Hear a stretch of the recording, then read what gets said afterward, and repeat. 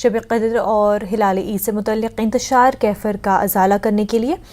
جہاں گزشتہ چند روز قبل کشمیر میں تمام مکتبہ فکر سے منسلک علماء کرام نے اتحاد کا مظاہرہ کرتے ہوئے ملت کو جوڑنے رکھنے کی کوشش کی، جسے عوامی سطح پر ایک خوش آئند قدم قرار دیا گیا، وہیں انتشاری کیفیت کے نہ رکنے والے سلسلے سے ملت کو باہر نکالنے کے لیے آج صبح جموں کے ائمہ مساجد نے مفتی اعظم جموں کشمیر کے فیصلے پر اتفاق کا اعلان کرتے ہوئے امت کو یہ پیغام دیا کہ وہ انتشاری کیفیت سے باہر آ جائیں اور اس فیصلے کو ہی صحیح مانیں جو فیصلہ چند روز قبل وادی کشمیر میں تمام مکتبہ فکر کے علماء کرام کی موجودگی اور تائید سے طے پایا گیا۔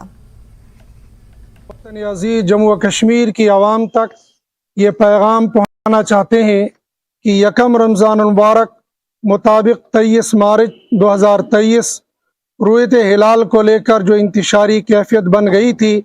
اس کو ختم کرنے کے لیے 28 مارچ 2023 مطابق 6 رمضان المبارک 1444 ہجری بروز منگل امت کے رہبروں اور قائدین کا ایک اتفاقی اجلاس شہر خاص شہر سری نگر میں زیر صدارت حضرت مولانا رحمۃ اللہ صاحب قاسمی زید مجدہ ناظم اعلیٰ دارالعلوم رحیمیہ بانڈی پورہ کشمیر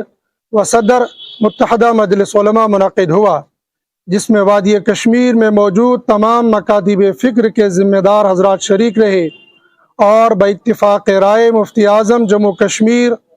مفتی ناصر الاسلام صاحب زید مجدہ نے ماہ مبارک کو عبادت اور ریاضت میں گزارنے کی ترغیب دی۔ ماہ مبارک کے آخری عشرے میں شب قدر آتی ہے، جس کو شریعت مطہرہ نے طاق راتوں میں تلاش کرنے کا حکم دیا ہے، اور مشہور روایت کے مطابق یہ رات عام طور پر 27ویں شب میں آتی ہے،